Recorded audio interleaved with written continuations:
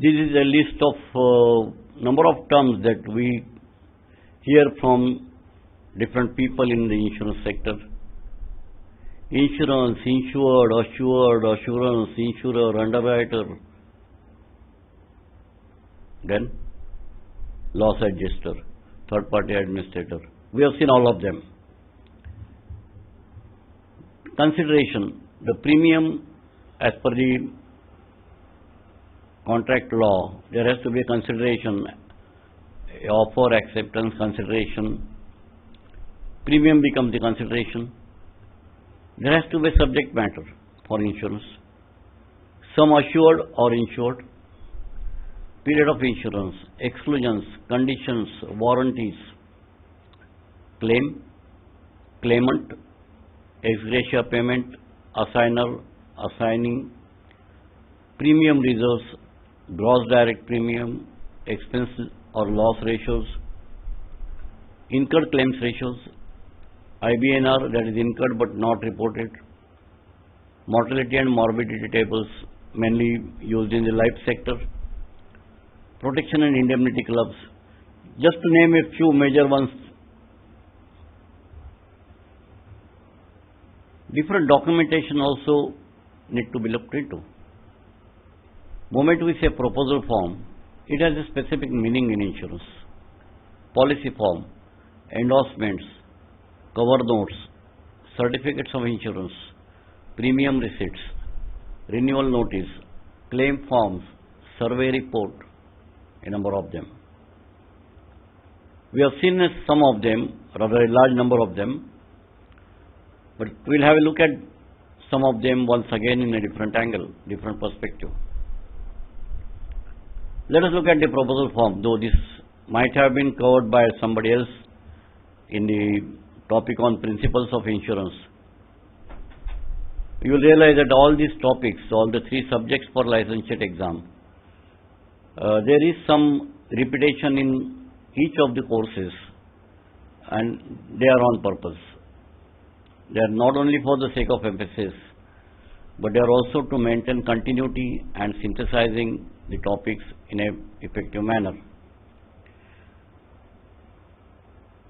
Normally, for the proposals, a printed form of each of the insurance companies is generally used. Proposal forms are not common in the marine cargo insurance. Some years back, there were no proposal forms in the fire department. IRDA has put up in the regulations that each proposal must be a written document.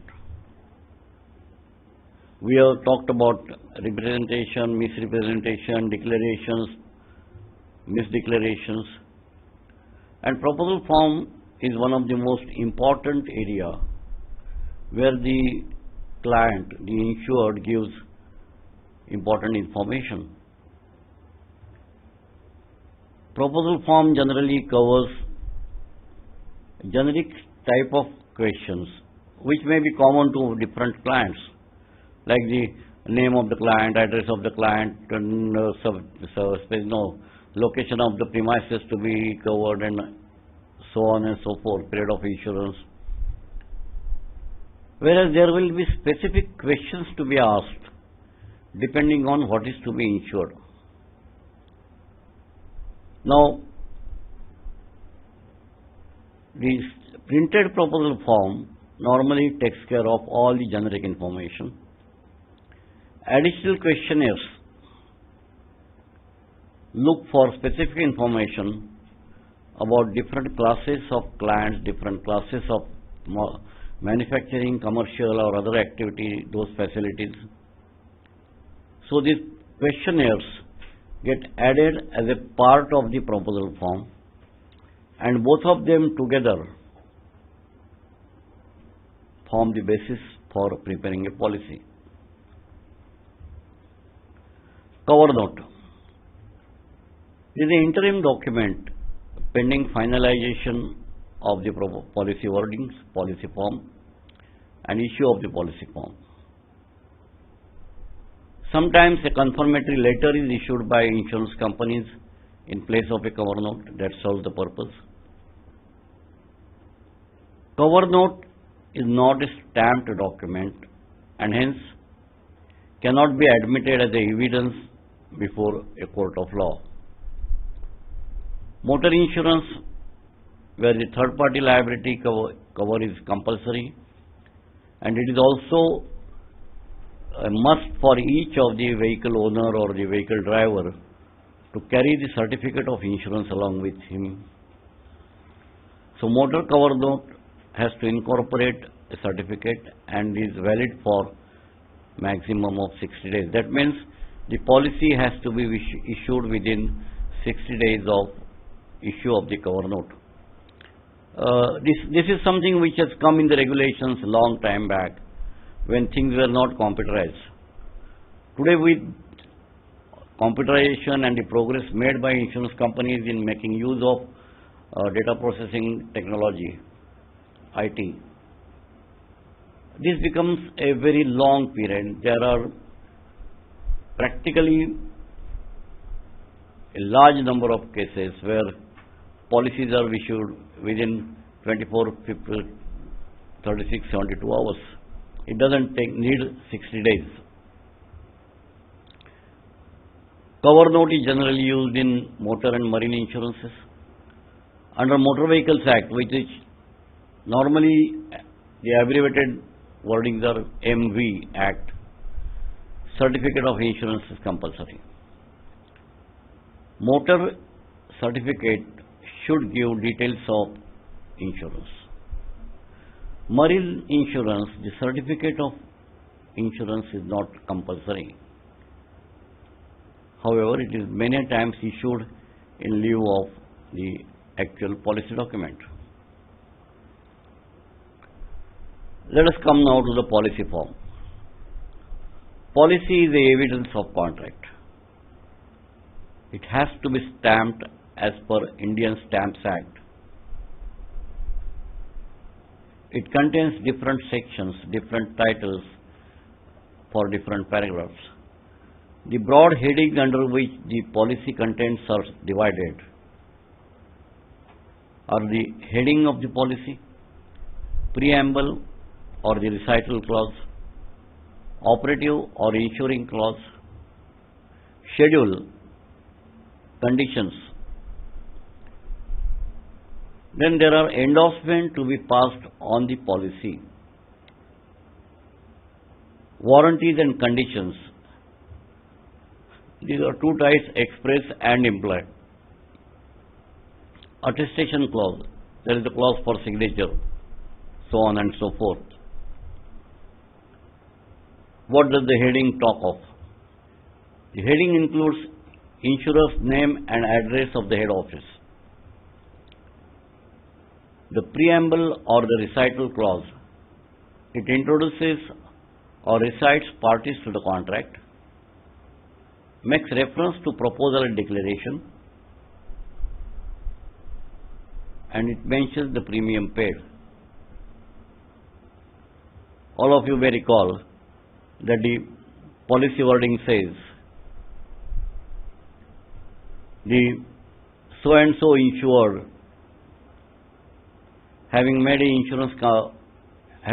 written proposal to so and so insurance company, and in consideration of the premium so much amount of being paid by the insured, the insurance company agrees to indemnify him in the event of a sudden and unforeseen physical loss or damage to the property insured, subject to the sum insured and the limitations and conditions. The operative clause sets out the essence of contract, specifies the perils and circumstances under which insurance becomes liable to indemnify. We already seen what are the circumstances.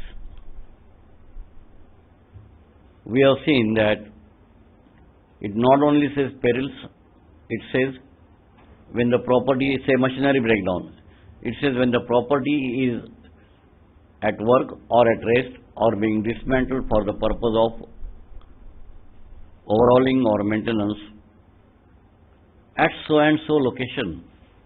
These are specific location specific policies. The operative clause also makes reference to terms and conditions of the policy, sum insured and other limits of liability. Each policy includes a schedule. This schedule gives policy number, insured's name, address, business, period of insurance, sum insured, and the limits of liability for the number of extensions taken or chosen by the client, deductibles for different items covered under the policy. These are the major areas covered. Then comes the attestation or signature clause. Unless the authorized signatory from an insurance company signs the policy, which is sealed, it is not a valid document. Conditions, these are inserted to define or control working of the contract. We have seen some time back that where the policy is in different sections, the conditions, some of them are common to all sections of the policy. They are called general conditions, and those which are specific to each of the sections, individual sections, are called specific conditions, and they are mentioned within that particular section. Endorsements. These are attached to and form part of so and so policy number. They effect any alterations, amendments to the printed conditions.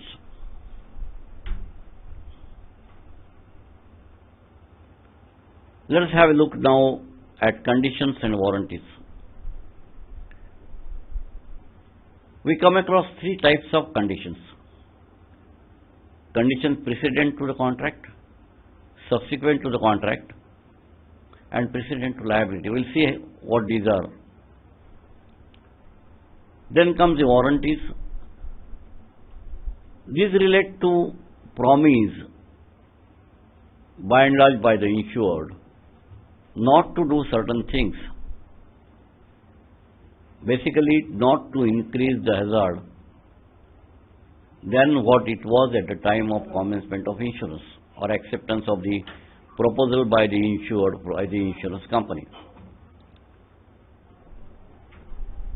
Breach of warranty makes contract voidable.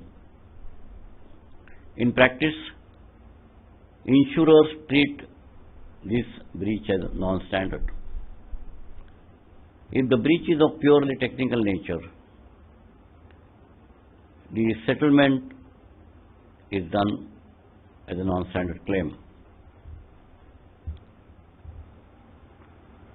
What are the conditions precedent?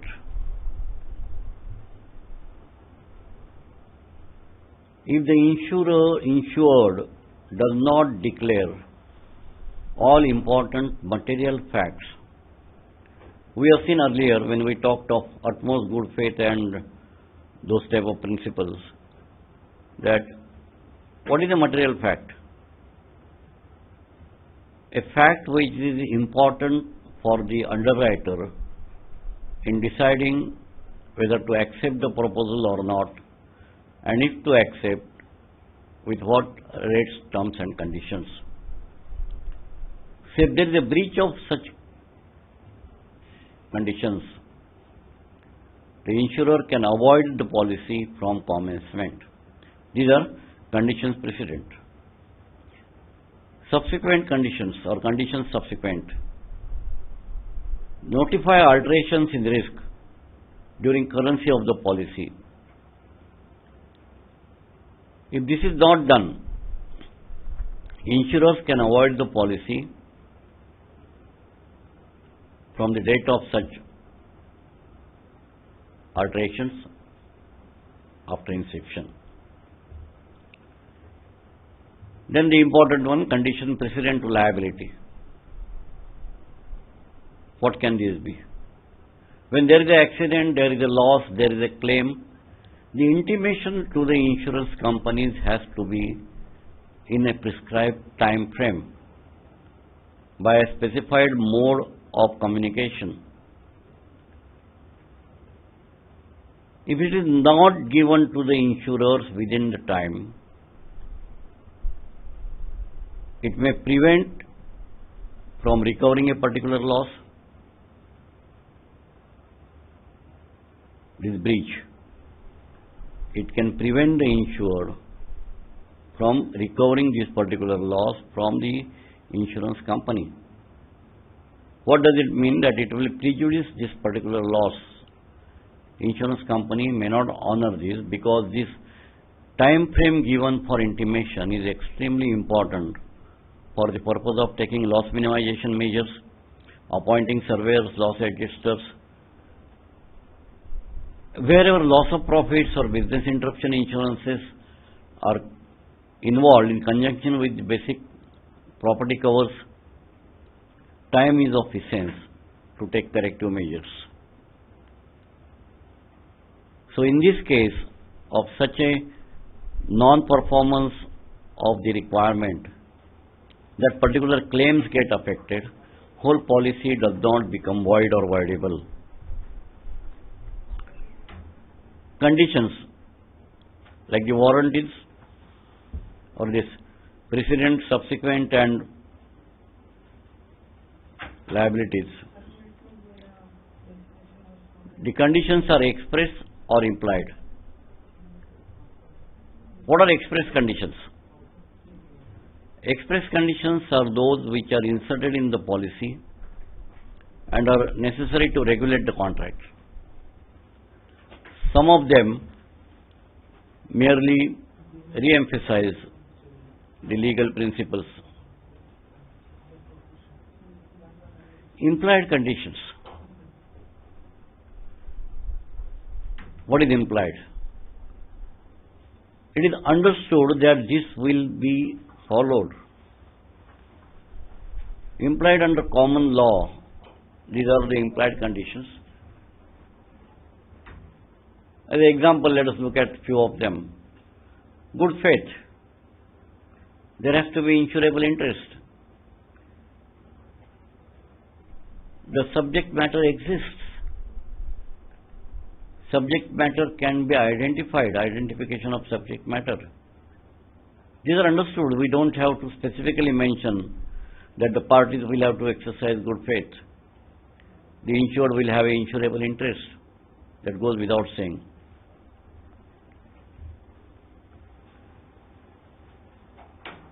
Purpose of warranties.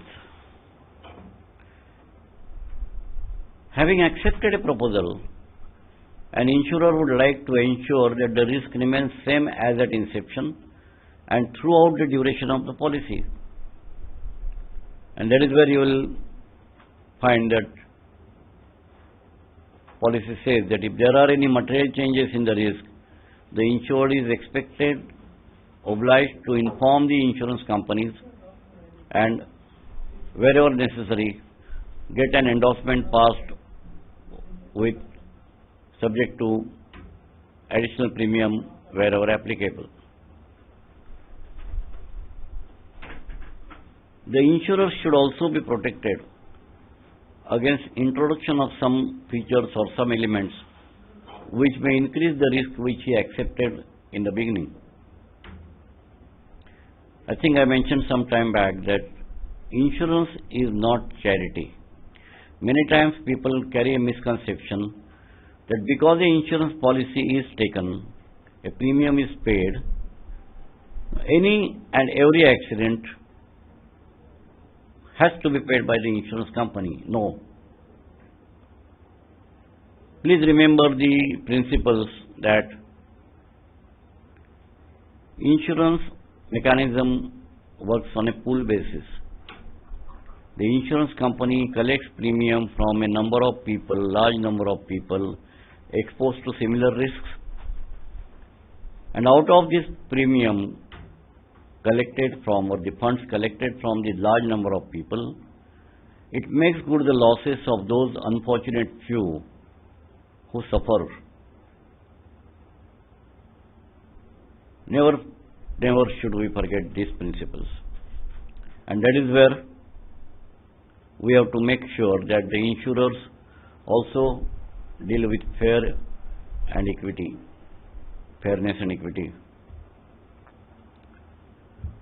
Marine Insurance Act specifically mentions or defines what a warranty is. It is Section 35 of the Marine Insurance Act. Since this is small print, I think I will read it out for you quickly.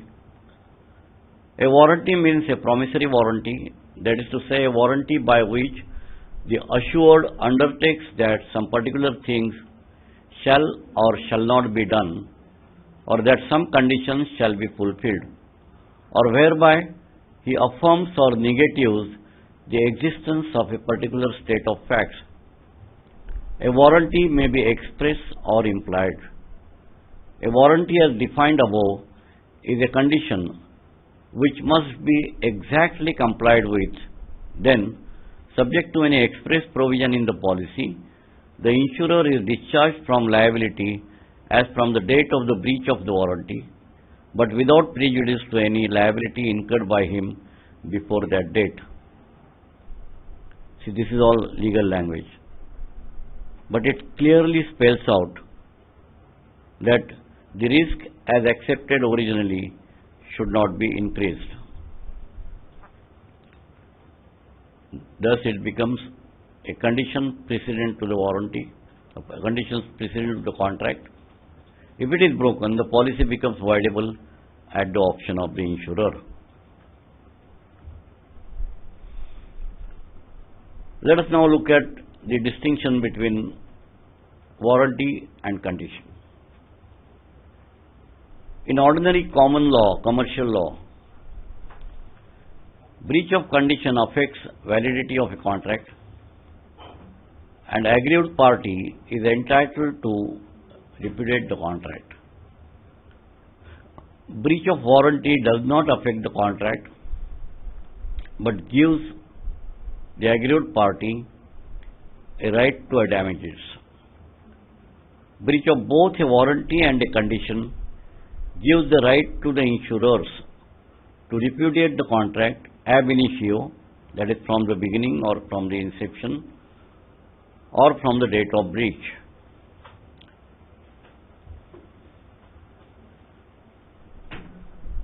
Insurers are inclined to excuse a breach of warranty when, by reason of any change of circumstances, the warranty ceases to be applicable. Warranty rendered unlawful by any subsequent law. Let us take example. Suppose a restaurant keeper, as per municipal laws, local prevailing laws, is expected, or the law rules prescribe, that he should not store more than 20 cylinders of cooking gas. If he stores 40, he is in breach of that condition. And similar, corresponding to those regulations, some reflection will come in the policy. But after the policy's issuance, if the municipal rule changes and it says 25 cylinders can be kept, this is a subsequent change in the law. Number of practical examples will come in this fashion. Those warranties which are expressed or specifically written in the policy are express warranties, like express conditions, and those which are understood that this is already done, must be done, or as a prudent person, everybody, both the insurers and the insureds, will do. These are implied warranties. Let us have a quick look at some examples of express warranties. Fire insurance. warranted that during the currency of this policy, no hazardous goods shall be stored in the building herein mentioned. This shows to you that the building offered for insurance in the beginning, proposed for insurance, fire insurance, was not supposed to store hazardous goods. And to ensure that the risk does not increase by storage of hazardous goods, this warranty gets included. Say motor insurance. Warranted that weight of goods carried by the within described vehicle shall at no time exceed 5 tons or the license carrying capacity of the vehicle, whichever is less. The 5 tons is just an example of particular vehicle. This will vary from vehicle to vehicle. Marine cargo insurance. Warranted that goods are packed in double gunny bags to avoid hook damage. Burglary insurance. Warranted that the premises are guarded by a watchman at all times. Implied warranties. Let us take marine example, marine insurance example. What do we, when somebody gives his materials for transport by a particular ship, it is understood that the ship is seaworthy, it is fit to undertake that journey. This need not be mentioned in the policy. This is an implied warranty. At the commencement of the journey, the ship shall be seaworthy and fit to carry the goods. The adventure insured is a lawful one, and so far as the assured can control, shall be carried out in a lawful manner. What is the meaning of the adventure being a lawful one? The ship of pirates, will it be a lawful activity? No. So that is not insurable. Carrying of contraband goods, smuggled goods, come in this category again. We have talked of representation, misrepresentation, non-declaration.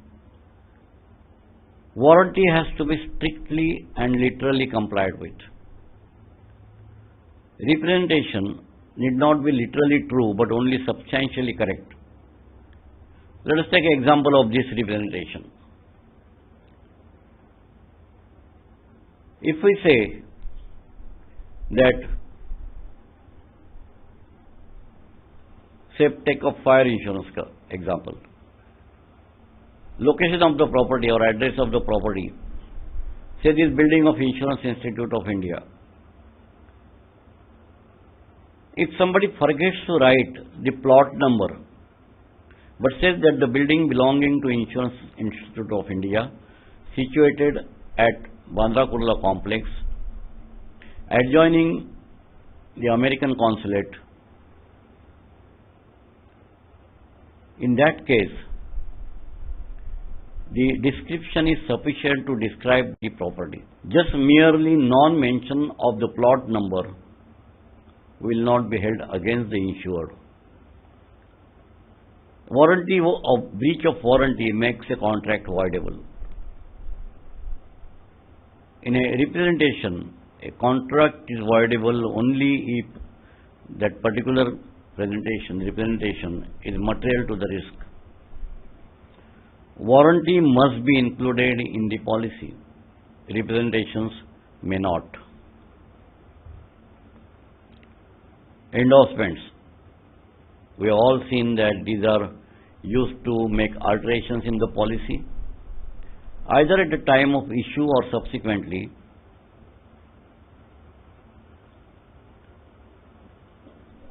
What corrections can be made at the time of issue of the policy? If the condition printed policy from which a particular cover has to be deleted, or let us take in fire policy, the standard printed policy excludes the risk of earthquake. but the client wants to include the risk of earthquake by payment of additional premium. In that case, the insurance company will pass on an endorsement stating that the warranty,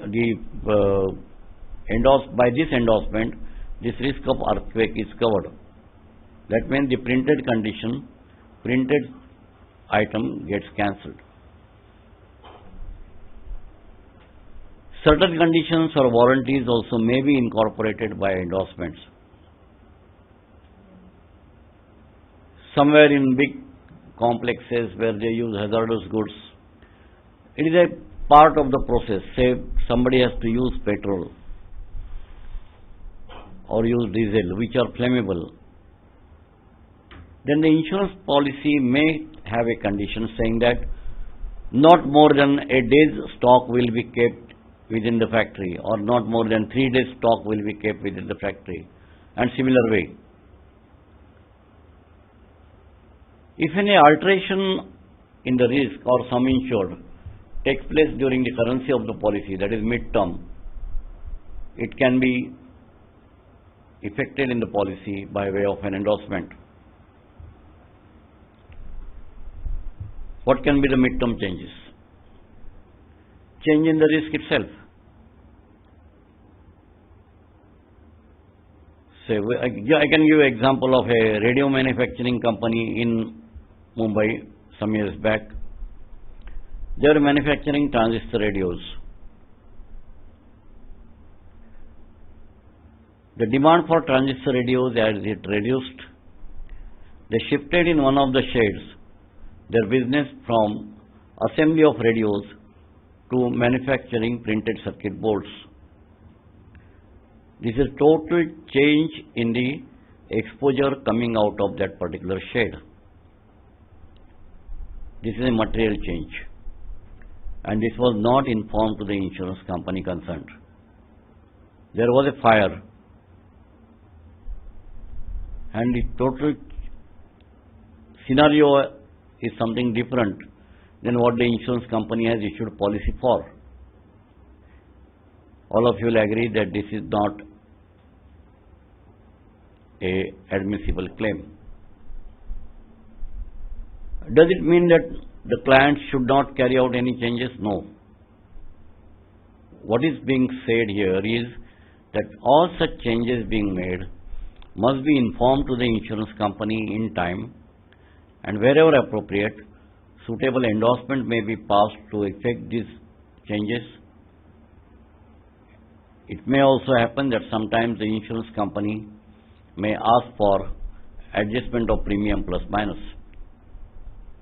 The insured property is sold, material change in risk. Part of the property insured is mortgaged with a financer.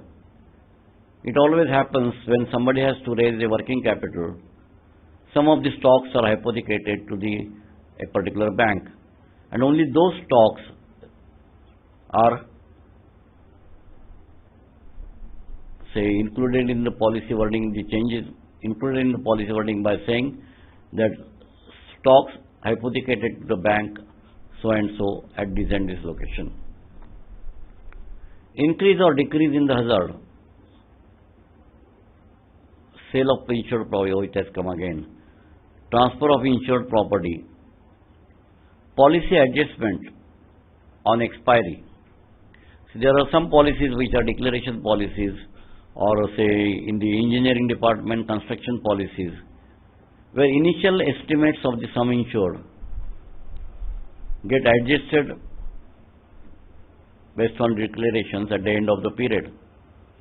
So at the end of the period, there is a premium refund or receivable from the insured.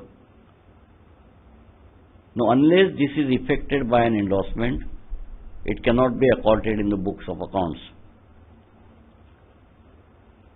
It is an obligation on the part of the insurers to issue such endorsements within 10 days of the information. A quick repetition of how the policy is interpreted.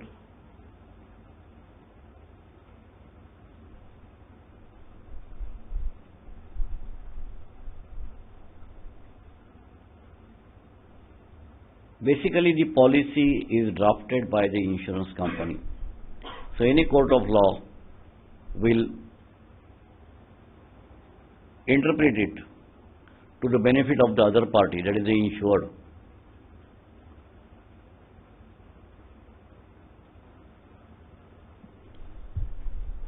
Their words are already defined by court's doctrine or earlier decisions.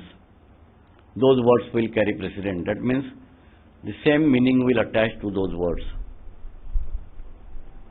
Written word more effective than printed word.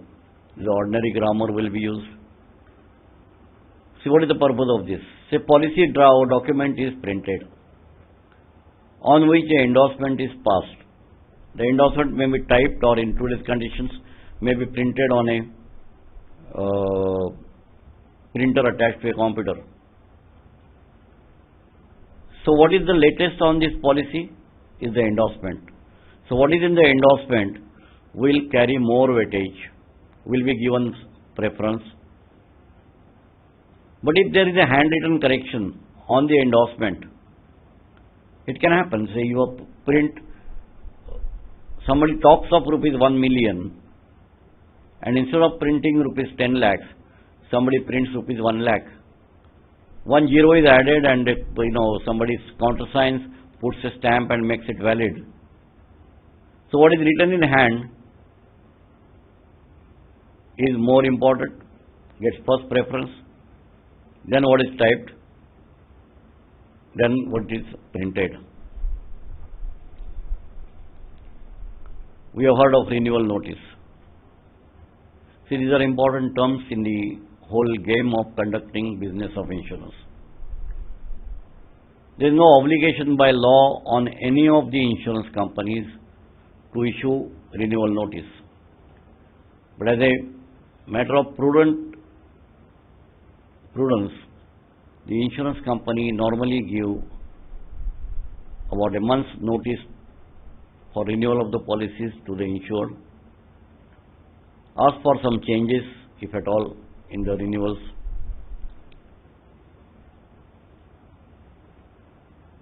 And mind you, especially in non-life insurance, most of the policies, except the long-term marine cargo policies or the CAR, EAR, the construction insurance policies, all policies are annual policies, that is for a period of 12 months. They are renewable annually. Each renewal is a new contract.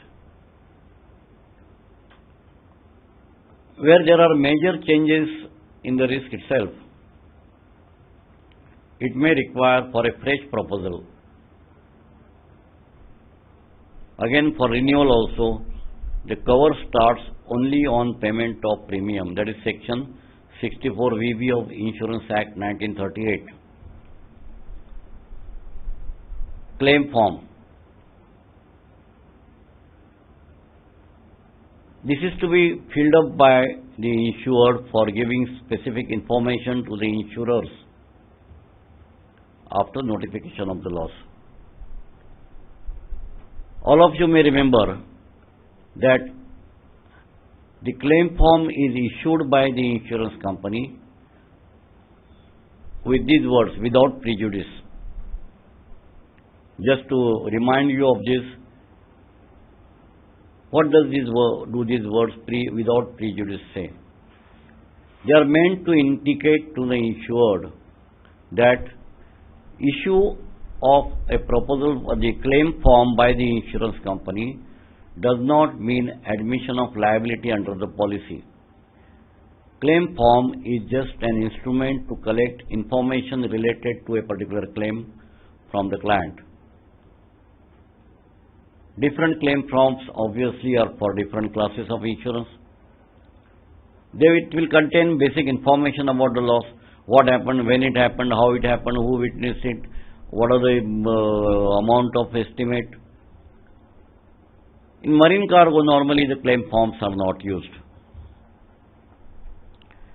It may include name, business and contact information and addresses, communication details, policy number, any other insurances, date and time of incident, or discovery of the damage, location, circumstances, witnesses, report to other authorities like municipal authorities, fire brigade authorities, police authorities, whosoever is relevant.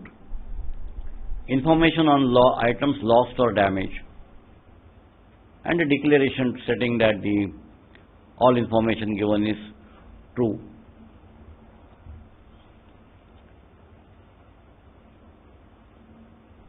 Let us now specifically come to the terms in life insurance and terms in non-life insurance. In life insurance, you will come across first premium, renewal premium, mode of payment, limited payment, single premium, days of grace, default, converted into paid up policy, revival, deferred date, deferment period, nominee, with profit or participating policy, without profit or non-participating, surrender value. These are the major ones. What do they mean? First premium refers to the premium paid at the commencement of the policy. In life, generally the policies are long-term policies over a period of longer time like 10 years, 15 years, 20 years. Not renewal, annually renewable like non-life insurance. The renewal premium is the premium paid subsequent to the first premium. Single premium, that means the entire premium, whole of the premium amount is paid in one go at the commencement of the policy. Mode of payment, agreed intervals at which premium to be paid. Somewhere it may be once in a quarter or twice in a year or once in a year, depends from policy to policy where is there. Limited payment, premium payment paid for a period shorter than the policy term. That means the whole premium is not received by the insurers. Days of grace, depending upon the mode of payment, number of days allowed as grace period for payment of renewal premium. All of us are familiar with the renewal notice which comes from life insurance companies. Say LIC's case, it says premium payable 28th of November, grace period 28th of December, up to 28th of December. That means they are giving you a month's grace period to pay the premium. What happens if you don't pay up to that 28th of December?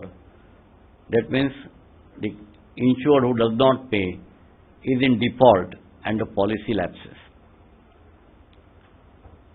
Now this can be revived by bringing back the lapse policy to original status at agreed terms. Converted into paid up policy. A lapse policy can be converted into a paid up policy for a reduced premium but original premium benefits. So on the policy, the total premium payable, including all installments, is say 10 lakhs of rupees. The insured has paid or the assured has paid only 5 lakhs. Those don't mean installments. And he says, I cannot pay and convert this into a paid up policy. That means make the same benefits available to a corresponding sum assured which matches with the premium of rupees 5 lakhs. That is fully paid up. There are deferred dates. It carries two meanings. Say policies for children, where the cover begins at a different date than the commencement of policy, or date when the annuity begins. Policy is taken today saying that the so and so things will be effective from a future date. That is a deferred date. Deferment period, time between the policy commencement and the deferred date. Nominee we have seen number of times earlier by myself and my other colleagues who spoke to you on different subjects, that a person nominated in the policy who will be able to give valid discharge to insurers in the event of a death claim. Assignee is the person in whose name the policyholder transfers his rights under the policy. Now, other terms, with profit or participating. These policies pay bonuses payable on the basis of insurer's profit. Other contrary is without profit or non-participating. Here, there are no bonuses to be paid to the assured, and then the premium as compared to the with profit policy is less here. If the assured terminates his policy before maturity, it is called surrender of the policy. And the amount receivable by the assured under such a surrendered policy is called surrendered value or surrender value.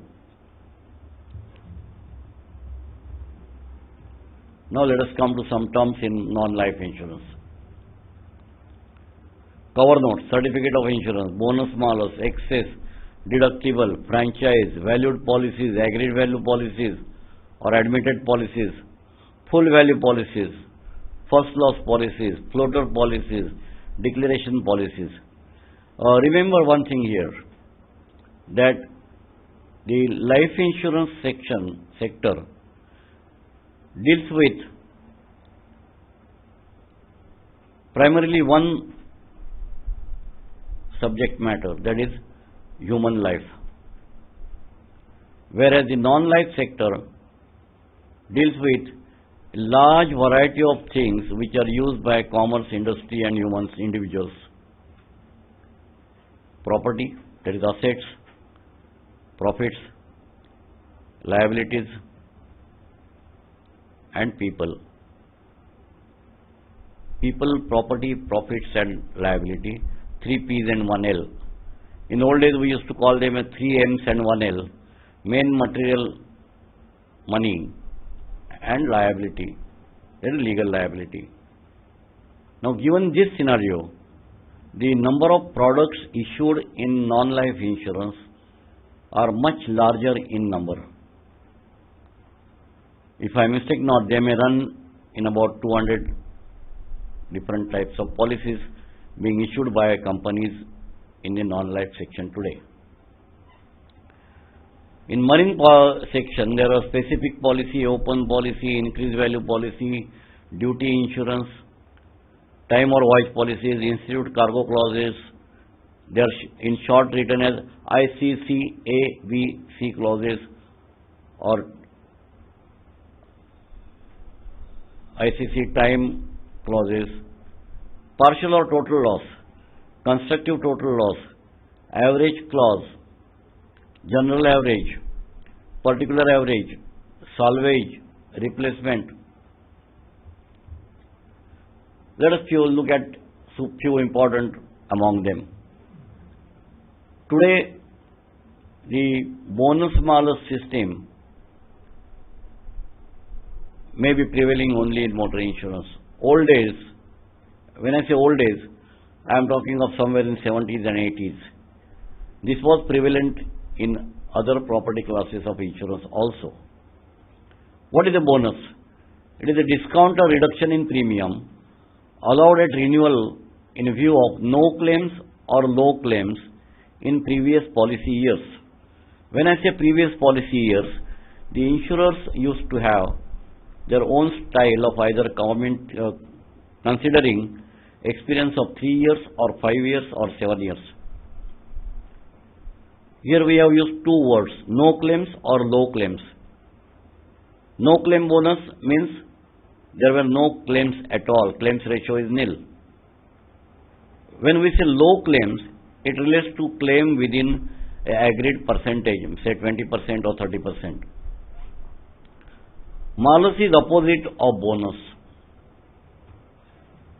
There is loading of premium at renewal due to adverse or unfavorable experience Krebs ratio in the previous years of the policy. Excess and deductible are the same thing. These are the amounts which are deducted from each and every claim. They have their own purpose of giving a risk management incentive to the client, making him more aware, and also avoiding small number of large losses which are incidental to particular activity being carried out by an insured. Why excess and deductible two terms? Say suppose the policy says deductible is 5,000 rupees. That means 5,000 rupees is the amount deducted from each and every loss. In simple terms,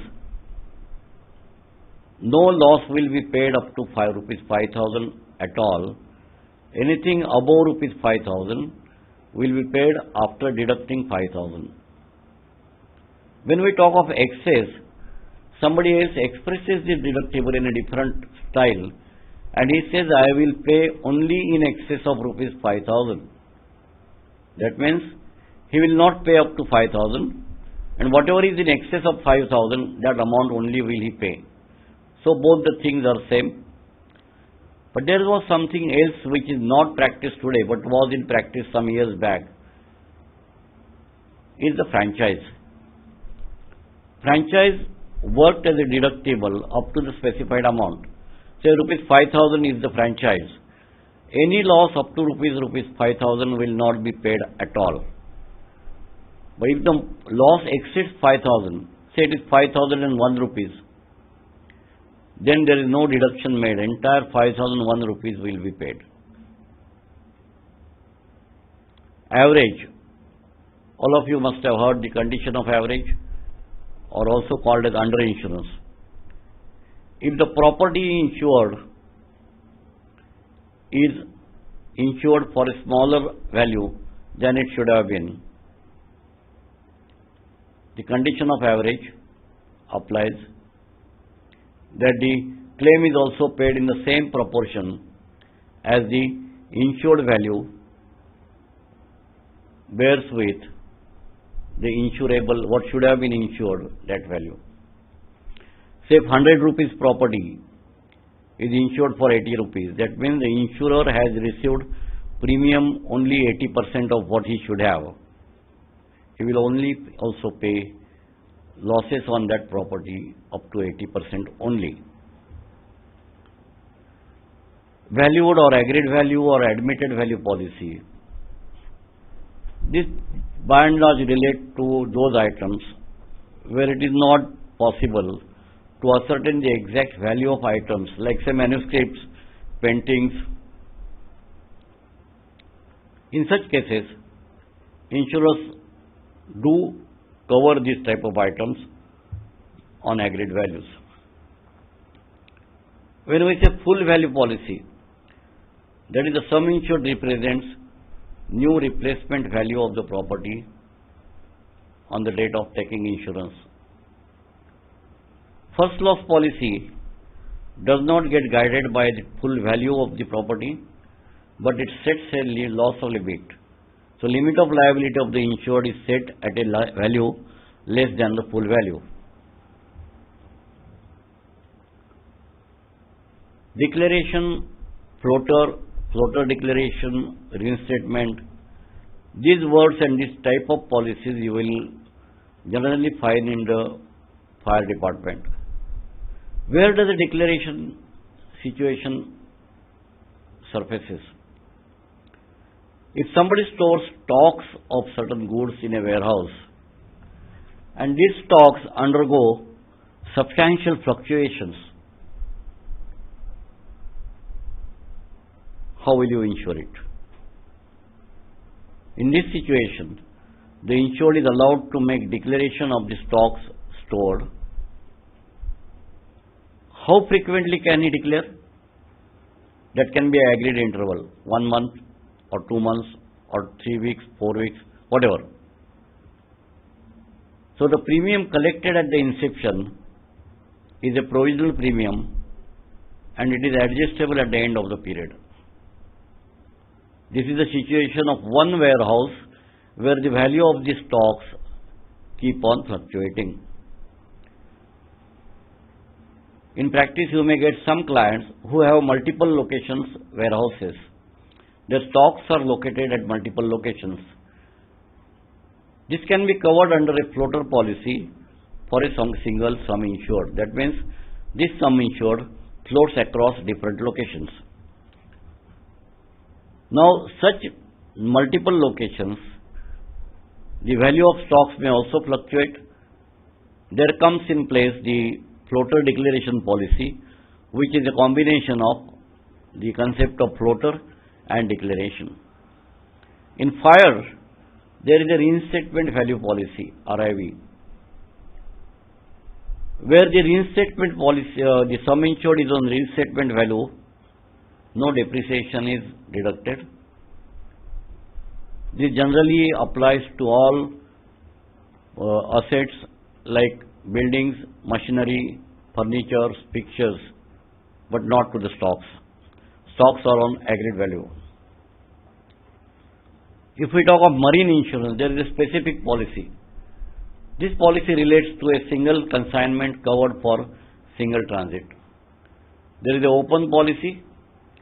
This is a declaration policy for all consignments within a specific period, say 1 year, subject to adjustment of premium at agreed intervals.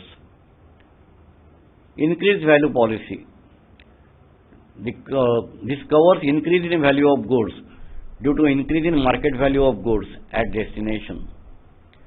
See, the profit to the owner accrues only when he receives the goods at the destination port.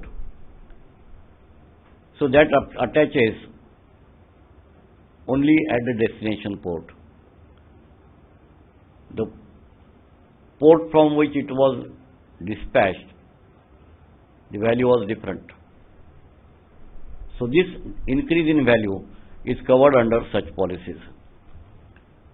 Now, if imported goods come to, say, India, say any port, up to port, the value declared is something else. But at the port, what gets added is the custom duty and clearing forwarding charges. These duties are covered under the duty insurance. For hull insurance, there may be time and voyage policies. The time policy relates to a specific period, say 12 months, whereas a voyage policy relates to a particular voyage undertaken from a particular specific port to another specific port. Marine coverages are subject to standard clauses, which are called institute clauses. They are drafted by Institute of London Underwriters. If you talk of cargo, it is covered under the ICC-A, which is all risk cover, ICC-B, little lower cover, and ICC-C, which is the lowest, that is only total loss cover. Other technical terms in non-life insurance in marine section, ATL, actual total loss. That subject matter of insurance is destroyed beyond repairs. Constructive total loss, where actual loss appears inevitable. Remember one thing here, that when we talk of this marine policy, this is not a land-based property we are talking of. On land-based properties, the neighbors, the fire brigades and so many people and hands are available for helping a client in case of emergencies, which is not the case in a marine adventure. Where actual loss appears inevitable or expenses for preventing actual loss would exceed the would be saved value of goods, is constructive total loss. General average relates to extraordinary sacrifice. In marine insurance, average relates to loss. Extraordinary sacrifice or expenditure for the purpose of successfully saving the adventure. The word successfully is important. Somebody spends money but could not save the property or the voyage, it is not payable. Particular average, PA, is a partial loss.